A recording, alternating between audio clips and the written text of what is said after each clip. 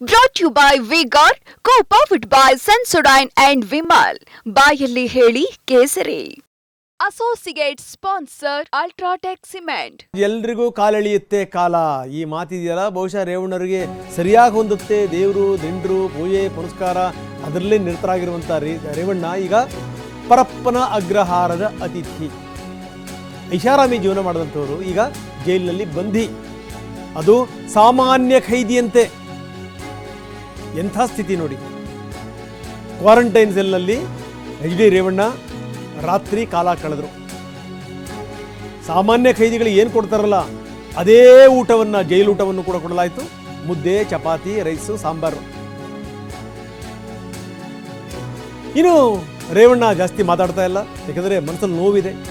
ರಾತ್ರಿ ತಡವಾಗಿ ಊಟ ಮಾಡಿದ್ದಾರೆ, ತಡವಾಗಿ ನಿದ್ರೆ ಮಾಡಿದ್ದಾರೆ.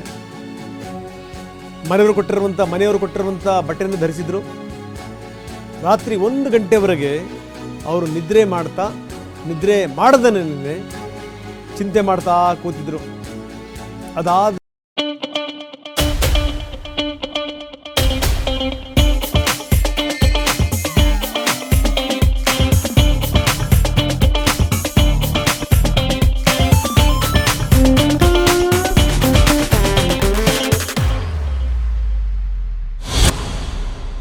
ಮೇಲೆ ಒಂದು ಸ್ವಲ್ಪ ಹೊತ್ತು ನಿದ್ರೆ ಮಾಡಿದ್ರು ಅಂತ ಅನ್ಸುತ್ತೆ. ಎಂಥ ಸ್ಥಿತಿ ಬಂತು ನೋಡಿ. ಮಗನಿಂದಾಗಿ ಈಗ ಅಪ್ಪ ಕಂಬಿ ಎಣಿಸುವಂಥ ಸ್ಥಿತಿ. ಪಕ್ಕ ಸಾಮಾನ್ಯ ಖೈದಿಯಂತೆ ಕಾಲ ಕಳೀಬೇಕು, ಜೀವನ ಕಳೀಬೇಕು. ಇದಕ್ಕಿಂತ ದುರ್ದೈವ ಇನ್ನೊಂದಿದೆಯಾ? ಅವ್ರಿಗೊಂದು ನಂಬರ್ ಬೇರೆ ಕೊಡಲಾಗಿದೆ, 4, 5, 6, 7. ಜೈಲಿನಲ್ಲಿ ರೇವಣ್ಣ ರಾತ್ರಿ ಕಳೆದಿದ್ದಾರೆ. 1 ಗಂಟೆ ತನಕ ಚಿಂತೆ ಮಾಡ್ತಾನೆ ಕೂತ್ಕೊಂಡಿದ್ರು. ಶತಪಥ ಆ ಕಡೆ ಈ ಕಡೆಗೆ ಓಡಾಡ್ತಾ ಇದ್ರು. ಅದಾದ ಮೇಲೆ ಏನು ಅಂತಂದರೆ ಸುಮ್ಮನೆ ಮಲಗಿದ್ರು. ನಿದ್ರೆ ಬಂತೋ ಬಿಡ್ತೋ ಗೊತ್ತಿಲ್ಲ ಅಂಥ ಒಂದು ಸ್ಥಿತಿ. ಸೊ ಇದು ಸಂಗತಿ.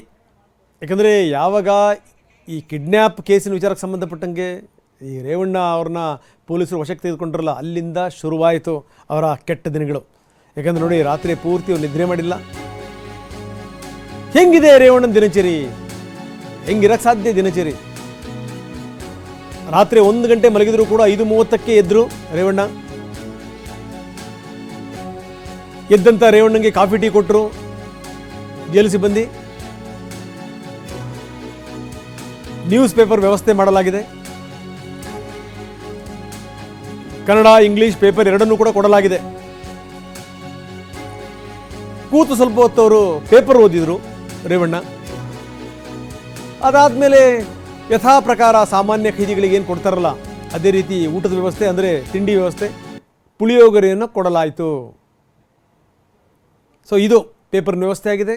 ಅಂದರೆ ಏನೇನು ವಿದ್ಯಮಾನಗಳಿದೆ ಆ ವಿದ್ಯಮಾನಗಳು ಗೊತ್ತಾಗಲಿ ಅನ್ನುವಂಥ ಕಾರಣಕ್ಕೋಸ್ಕರ ಕನ್ನಡ, ಇಂಗ್ಲೀಷು ಎರಡೂ ಪೇಪರನ್ನು ಕೊಡಲಾಗಿದೆ.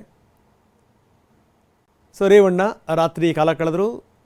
ಮಧ್ಯರಾತ್ರಿ 1 ಗಂಟೆ ತನಕ ಅವರು ಕಣ್ಣು ಮುಚ್ಚಿಲ್ಲ. ಅದಾದಮೇಲೆ ಸುಮ್ಮನೆ ಮಲಗಿದ್ರು. ನಿದ್ದೆ ಬಂತೋ ಬಿಡ್ತೋ ಗೊತ್ತಿಲ್ಲ. ಯಾಕಂದರೆ ಬೆಳಗ್ಗೆ 5 ಗಂಟೆಗೆ ಮತ್ತೆ ಎದ್ದು ಕೂತಿದ್ರು.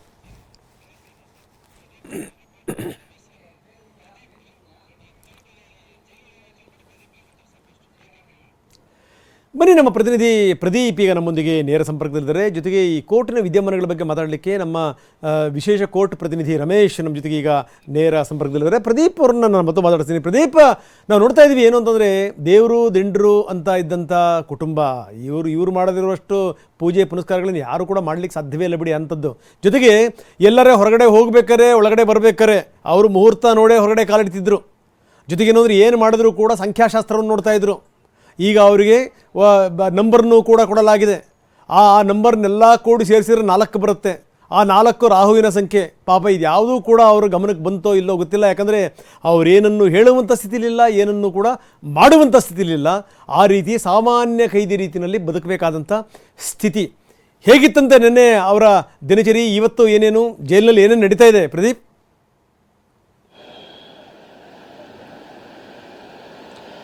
ಖಂಡಿತ ರಂಗನಾಥ್, ಏನು ಹಾಸನದಲ್ಲಿ ದಳಪತಿ ರೀತಿ ಮೆರೆದವರು ಎಚ್ ಡಿ ರೇವಣ್ಣ ಅವರು.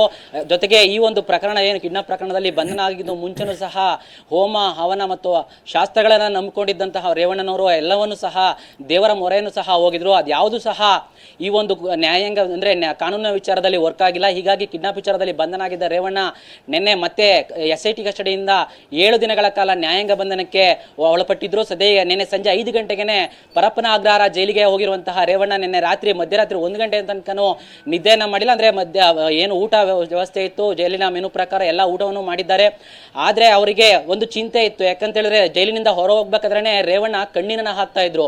SIT ಈ ಕಳೆದ 4 ದಿನಗಳ ಹಿಂದೆ ನ್ಯಾಯಾಧೀಶರ ಮುಂದೆ ಹಾಜರುಪಡಿಸಿದಾಗಲೂ ಸಹ ಎಚ್ ಡಿ ರೇವಣ್ಣ ಈ ವಿಚಾರವಾಗಿ ಕಣ್ಣೀರನ್ನ ಹಾಕಿದ್ರು. ನಿನ್ನೆ ಕೋರ್ಟಿಂದ ಜೈಲಿಗೆ ಹೋಗ್ಬೇಕಾದ್ರೂ ಸಹ ಕಣ್ಣೀರನ್ನ ಹಾಕಿದ್ರು. ನಾನೇನು ತಪ್ಪು ಮಾಡಿಲ್ಲ ಅಂತ, ನಾನೇನು ಇದ್ರ ಬಗ್ಗೆ ನನಗೇನು ಗೊತ್ತಿಲ್ಲ ಅಂತಾನೆ ಹೇಳ್ತಾ ಕಣ್ಣೀರು ಹಾಕಿದ್ರು. ಸೊ ನಿನ್ನೆ ರಾತ್ರಿ ಜೈಲಿಗೆ ಹೋದಂತಹ ರೇವಣ್ಣ 1 ಗಂಟೆ ರಾತ್ರಿ ತನಕ ಸಹ ಇದ್ರ ಬಗ್ಗೆನೇ ಚಿಂತೆ ಮಾಡಿ ನಿದ್ದೆಯನ್ನ ಮಾಡಿಲ್ಲ. ಜೊತೆಗೆ ಬೆಳಿಗ್ಗೆ 5:30ಕ್ಕೆ ಅವರಿಗೆ ಎಚ್ಚರಾಗಿದೆ. ಸಾಮಾನ್ಯ ಕೈದಿಯಂತೆ ರೇವಣ್ಣನವರನ್ನ ಜೈಲಿನಲ್ಲೇ ಇರಿಸಲಾಗಿತ್ತು.